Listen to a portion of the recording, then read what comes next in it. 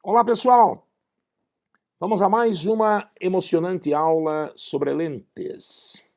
As lentes estão presentes nas nossas vidas. As pessoas que usam óculos, como eu, têm permanentemente duas lentes na frente dos olhos. Nos telescópios, nos microscópios, nas lunetas, nos projetores de multimídia, as lentes estão presentes e em tantos outros lugares. Ainda que não usássemos óculos, nós todos teríamos duas lentes naturais, biconvexas, convergentes, que são os cristalinos presentes em cada um dos nossos olhos. Aliás, o olho humano é assunto para uma das aulas da próxima semana. Então, nesta aula, nós vamos nos ocupar exclusivamente de entender que tipo de imagens as lentes podem proporcionar. Assim como já aconteceu com os espelhos, onde no caso dos espelhos esféricos, nos espelhos côncavos, nós poderíamos ter 5 tipos de imagens, lembram, conforme o objeto estivesse além do centro, sobre o centro, entre o centro e o foco, sobre o foco, entre o foco e o vértice, tá? E nos espelhos convexos, daí nós teríamos um tipo de imagem só. Nas lentes ocorrerá a mesma coisa. Teremos 5 tipos de imagens para a lente convergente e mais um tipo de imagem apenas para a lente divergente. Inclusive, há uma certa similaridade que no final da aula você poderá fazer. Qual é o caminho que a luz segue para explicar o porquê dessas múltiplas possibilidades que nós temos para as imagens fornecidas pelas lentes? E, ao mesmo tempo, em que momentos da nossa vida essas situações vão ter alguma utilidade? Você verá que os primeiros 5 desenhos dizem respeito, então, à lente convergente. Por exemplo, biconvexa. A lupa, que muitos de nós temos, eu não abro mão dela, porque sofro de presbiopia, não consigo ver bem de perto, por isso que eu uso óculos, tá? Mas também para ler bula de remédio, tá? Para ampliar coisas pequenas, a gente tem no escritório, muita gente tem a lupa. Em geral, a lupa é usada como lente de aumento. Quando a gente olha de perto, a gente vê as coisas ampliadas. Dá para ver selo, dá para ler bula de remédio. Porém, as lupas também têm outras utilidades. Ou melhor dizendo, as lentes convergentes. Nesses outros casos, nem sempre se usa o termo lupa, embora se trate do mesmo objeto. Se você tiver um objeto desses em casa, verifique que olhando para coisas muito distantes, elas parecem pequenas e de ponta cabeça. Mais de perto, elas continuarão invertidas, de ponta cabeça, mas ampliadas. Tá? E quando a gente olhar bem de perto, daí sim a lente convergente vai funcionar como uma lupa. Já no caso da lente divergente, por acaso eu não tenho aqui, ainda poderia apelar para os meus óculos do tempo em que eu era míope. A miopia é corrigida com lentes divergentes, né?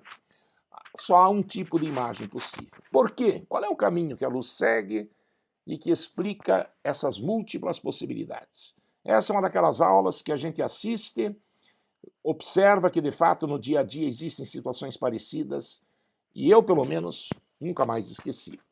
Mas eu não abro mão, eu não decoro. Eu faço o desenho todas as vezes que eu precisar. Por falar nisso, eu não posso esquecer de dizer que ao apresentar essa aula para vocês, nós vamos estar resolvendo um exercício que eu normalmente iria propor como atividade, mas ele é tão importante que ele é resolvido na aula. Você pode, inclusive, depois verificar, já deixar marcado como uma tarefa resolvida, nós teríamos resolvido juntos aqui. Eu estou falando do exercício de número 2 da página 48 do modular F10. Ok? Exercício número 2 do modular, página 48. Lá tem 6 itens e são 6 figuras que você vai ver nesta aula. De extrema importância, tá? Muita questão de vestibular você responde apenas com a figura, nada mais do que isso. Vamos lá, então? Com muita alegria. A aula de hoje é sobre a construção gráfica das imagens nas lentes, então. Vamos lá. Primeiramente, nós vamos trabalhar com lente convergente. Lembram-se daquela experiência que de madrugada, na sexta-feira passada eu fiz aqui, ela esteve disponível na semana passada, ainda deve estar, né, na plataforma, tá? A lente convergente quando feita de material mais refringente do que o meio, pode ser a biconvexa, pode ser a plano-convexa ou a côncavo-convexa. É uma lente de bordos delgados. Como essa aqui da figura é biconvexa, mas o que eu vou dizer valeria para as outras também. Espero que todos lembrem que a lente tem dois focos. O foco objeto, que no caso da lente convergente está do mesmo lado de onde a luz vem, né? O outro foco é chamado de foco imagem, e há uma distância igual ao dobro da distância focal, que é a distância do foco até o centro, né? Estão os dois pontos antiprincipais. Na aula anterior eles foram chamados de A, e hoje, na figura que eu resolvi escanear aqui, esses pontos antiprincipais são representados por 2F1 e 2F2. Ponto antiprincipal objeto é o 2F1 e ponto antiprincipal imagem é o 2F2. Isso vai naturalmente do gosto do autor do desenho, do autor do livro. Então, quando a lente for convergente e o objeto estiver muito longe da lente, além do ponto antiprincipal objeto, a uma distância, portanto, maior do que 2F do centro da lente. Neste caso, lembrando daqueles 4 raios importantes, essa aula é fortemente dependente da anterior. Por favor, na semana passada tivemos apenas uma aula assíncrona, né? Bem no final da aula, eu explicava para vocês aqueles 4 raios, dos quais eu estou usando 2 aqui. Se você não viu aquela aula, por favor, pare, vá assisti-la e depois volte para cá. Lá nós vimos, então, que o raio que incide paralelamente ao eixo principal desvia-se na direção do foco. Era o raio número 1, se eu não me engano. E o outro raio número 3, não sei se houve exatamente essa numeração, o raio que incide passando pelo centro óptico da lente não sofre desvio. Na interseção dos raios emergentes está a imagem. Como a gente vê, ela se forma entre F2 e 2F2, é invertida, é real porque ela se forma num ponto onde a luz realmente chega, é real porque um dia nós falamos, é vértice de pincel emergente e convergente, será que lembram disso? E se é real, ela pode ser projetada. E também dá para ver que essa imagem dessa vela, né, a linha belinha, é menor do que o objeto. Então as características da imagem real invertida é menor. Onde que uma imagem desse tipo se forma? Por exemplo, máquina fotográfica.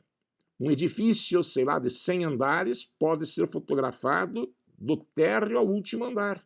Lá no negativo da fotografia e depois na fotografia revelada, o prédio inteiro caberá numa foto pequena. Então é uma imagem claramente menor. Ela é invertida, claro, mas no momento da revelação, o processo de desinversão, se é que essa palavra existe, ocorre. Então, máquina fotográfica e olho humano. Nós vamos... Está sobrando uma letra I aqui, me desculpem. Olho humano. Tá? Nós vamos ver que na retina, isso na semana que vem, prometo virar a figura, a imagem se forma real invertida e menor. Ok? Então esse é o primeiro caso. Você consegue guardar?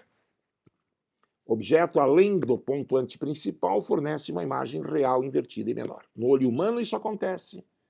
E acontece também na máquina fotográfica. E tem mais um exemplo que eu não coloquei aí.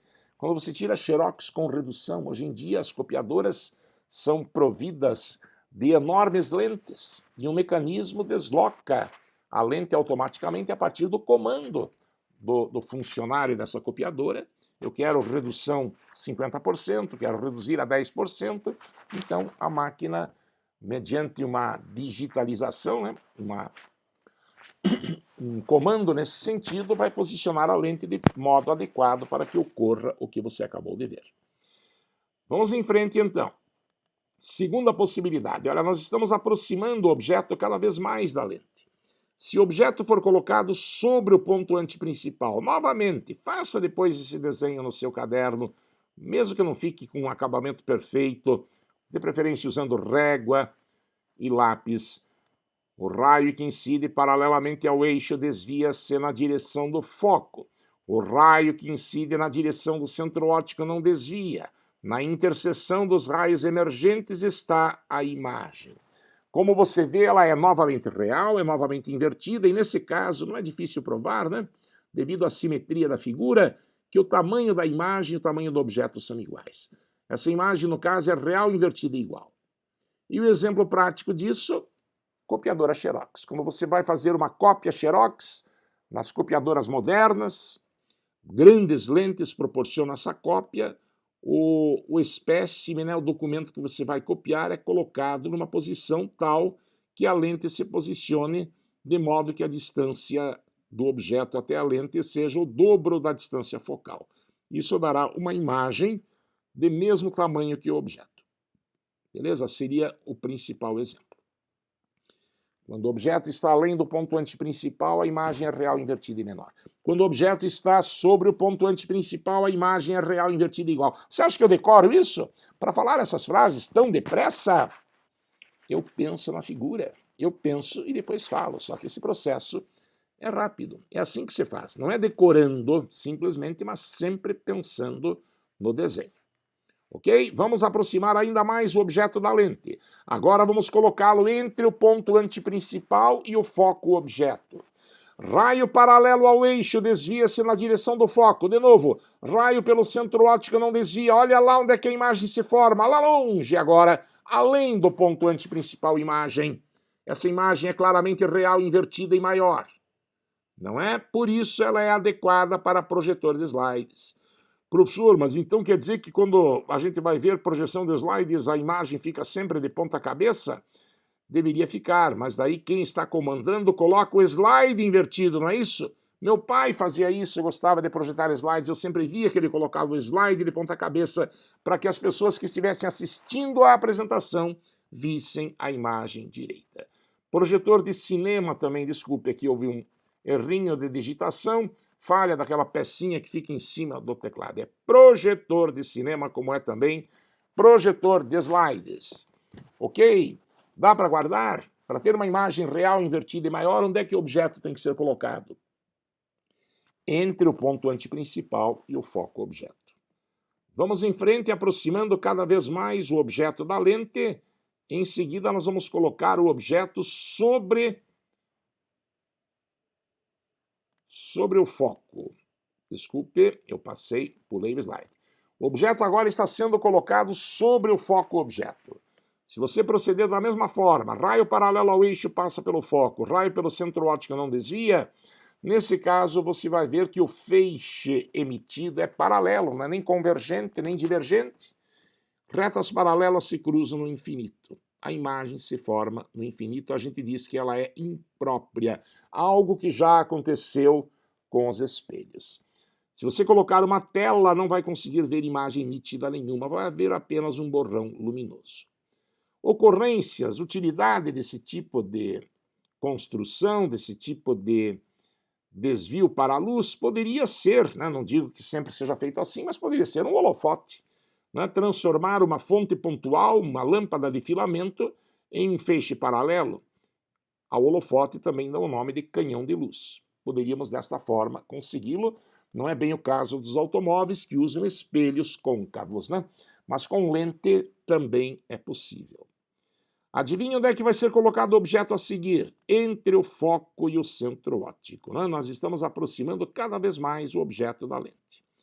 A última posição, então, a ser estudada para a lente convergente é esta, em que o objeto, agora, repare, está entre o foco e o centro óptico. Raio paralelo ao eixo, desvia-se na direção do foco. Raio pelo centro não desvia. Nesse caso, a interseção dos raios emergentes vai ser obtida se nós fizermos os prolongamentos deles. Quem se interceptam não são os próprios raios, mas os prolongamentos, o que já nos mostra que essa imagem é virtual. Essa imagem é virtual por quê? Porque ela é vértice de um pincel emergente e divergente. Um dia já foi falado assim. Ela é virtual porque se forma num lugar onde a luz realmente não chega. Ela não pode ser projetada. Não adianta você colocar uma tela aqui, você não vai ver nada. E ela é direita, não é? É isso que ocorre na lupa. Quando você coloca um objeto bem perto da lente, como eu vou fazer agora com a minha lupa, né? Se eu colocar bem perto um objeto qualquer, eu vou poder ver a imagem não invertida, direita e ampliada. Então a isso damos o nome de lente de aumento ou lupa. E também uma situação como esta é adequada quando se fala de óculos de correção da hipermetropia, e os meus óculos também, presbiopia, é o defeito de visão que as pessoas com mais de 40 anos têm, eu tenho 41, não, um pouquinho mais do que isso, na verdade, tá? A correção é feita desta maneira. Tá? Eu vejo, de fato, com os meus óculos as coisas ampliadas. Quem sofre de hipermetropia e usa óculos vai poder verificar isto todos os dias na frente dos seus olhos. Então não esqueça, para a lente divergente são 5 imagens. Quando o objeto está além do ponto antiprincipal, imagem real invertida e menor. Sobre o ponto antiprincipal, imagem real invertida e igual. Entre o ponto antiprincipal e o foco, imagem real invertida e maior. Sobre o foco, imagem imprópria. Aí não é nem real, nem virtual, nem direita, nem invertida, nem maior, nem menor. A gente só fala que é imprópria. E entre o foco e o centro óptico, você acabou de ver, a imagem é virtual, direita e maior. Será que seria pedir demais para você guardar isso? É muito importante.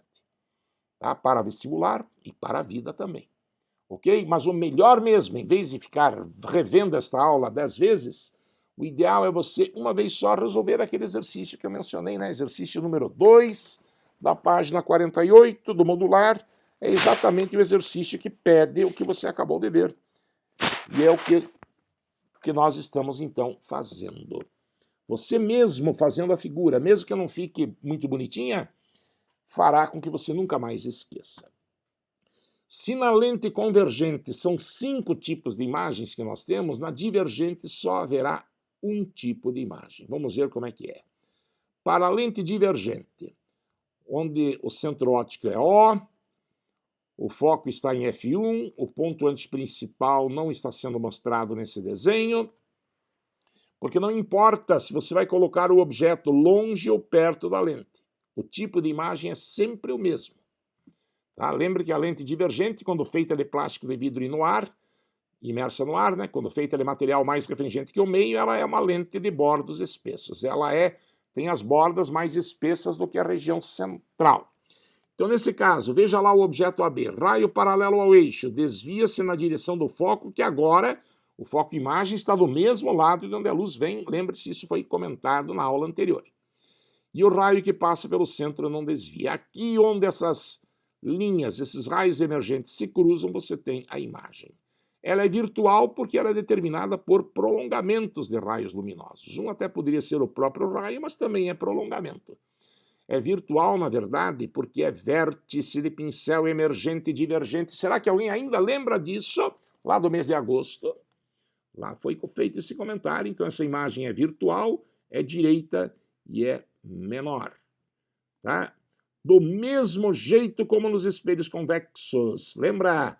Me divirto no Natal. Menor, direita e virtual. Aqui não tem nada a ver com a bola da árvore de Natal, mas as características da imagem são as mesmas. Onde ocorre isso? Olho mágico. Todo mundo sabe o que é olho mágico? Aquela lente que tem na porta das residências. Bate a campainha, você olha no olho mágico e vê que é o entregador de pizza, por exemplo, que está chegando. Ele parece bem pequenininho lá, né? Como você está vendo aqui. E também a lente que corrige a miopia. Tá? Eu já falei para vocês que quem é míope não deve ir de óculos para o zoológico. Por que não? Porque o míope usa óculos de lente divergente e não de ver bicho. É uma maneira de você não esquecer que o óculos do míope é de lentes divergentes. Correção da miopia, então, seria a outra aplicação. Ok? Vou repetir mais uma vez. 5 possibilidades para a lente convergente. Objeto muito distante, imagem real invertida e menor. Objeto sobre o ponto antiprincipal, imagem real invertida igual. Entre o ponto antiprincipal e o foco, real invertida e maior. Projetor de slides, projetor de cinema. Sobre o foco, imprópria, e entre o foco e o centro óptico, virtual, direita e maior é o caso da lupa da lente de aumento. E na lente divergente só há um tipo de imagem. Pode verificar, olhando de longe ou de perto, quem sofre de miopia, com os óculos pode verificar isso. A imagem é sempre me divirto no Natal. Menor, direita e virtual. Quem sofre de miopia, colocando os óculos, vai perceber que as imagens ficam menores. Né? Isso é perceptível se você prestar bem atenção. De tudo isso que você viu, eu quero perguntar a você, Você percebeu que para a imagem ser projetável, ela tem que ser real? Projetor de slides, projetor de cinema, a imagem estava invertida, mas a gente invertia o objeto. Pois é, quando o teste falar que a imagem é projetada, ela é real. E sendo real, ela tem de ser invertida. Alguém viu nessa aula uma imagem real e direita? Verifique de novo, não existe. Uma imagem real, uma imagem virtual invertida? Não tem. Então, por favor, como resultado, como conclusão do que a gente viu, não esqueça, toda imagem projetável é real, toda imagem real é invertida e toda imagem virtual é direita. Essas observações serão muito úteis para que a gente não se atrapalhe com questão de sinal nos problemas da aula seguinte, do segundo encontro dessa mesma semana, em que nós vamos ver as equações de Gauss e da ampliação. Toda essa história de descobrir se a imagem é real, virtual, direita, invertida, maior ou menor, a gente pode descobrir com cálculo, sem precisar fazer do desenho. Só que tem de tomar muito cuidado com o sinal. E para saber do sinal, tem que saber o que eu acabei de dizer. Quando o teste fala que a imagem é real, o tamanho da imagem fica negativo, a ampliação fica negativa, porque toda imagem real é invertida. E se ele disser que a imagem é direita e, portanto, é virtual, daí a ampliação é positiva, porque a imagem, nesse caso, é direita. Veja quanta informação. É muita informação em pouco tempo, ainda bem que o jovem é um verdadeiro mata-borrão. Ele absorve as informações com facilidade quando está concentrado, que eu sei que é o caso da maioria de vocês. É muita informação em pouco tempo, mas é assim que se aprende. Não é? E o legal vai ser fazer exercícios. Então vai ter questionário, não tenha dúvida. Eu vou propor atividades, não tenha dúvida. E até uma daquelas coleções, né? Se lhes agradar, né? Até agora eu não sei como é que está a reação de vocês, vocês estão tão distantes de mim, se vale a pena colocar exercícios de bom nível, tipo ITA, tipo IME, nem sempre a turma quer, né? Também não precisa, só se você for fazer IME ou ITA. Mas frequentemente ocorre o que eu estou dizendo para vocês. O pessoal pede exercícios de nível elevado porque você sente condições de fazer, tá? Isso provavelmente vai rolar, mas isso quando nós estivermos terminando o assunto. Olha, eu fico emocionado com uma aula como esta, porque as coisas são tão bem comportadas, tão previsíveis, o caminho que a luz segue ficou tão claro. Gauss descobriu isto. Quando eu era mais jovem, eu ficava intrigado. Como é que a lupa permite que eu veja as coisas ampliadas? E por que olhando de longe eu vejo as coisas de ponta cabeça? Não é uma coisa muito óbvia, não. O Gauss precisou ir para uma sala escura, como eu na última sexta-feira de madrugada, na cozinha da minha casa. Já viu aquela experiência da semana passada? Pois é, e ele acabou descobrindo como que a luz se desvia ao passar pela lente. E isto mostrou para nós hoje como são as possíveis imagens nas lentes. Ok? Muito obrigado pela sua atenção. Espero revê-lo ainda em breve com o nosso segundo encontro dessa semana. Essa semana só tem aula assíncrona, né? Na outra semana voltaremos a uma aula síncrona. E no segundo encontro nós vamos ver as equações de Gauss e da ampliação, que são as mesmas dos espelhos, mas claro que lidaremos desta vez apenas com lentes. Pessoal, forte abraço, muito obrigado, até breve então.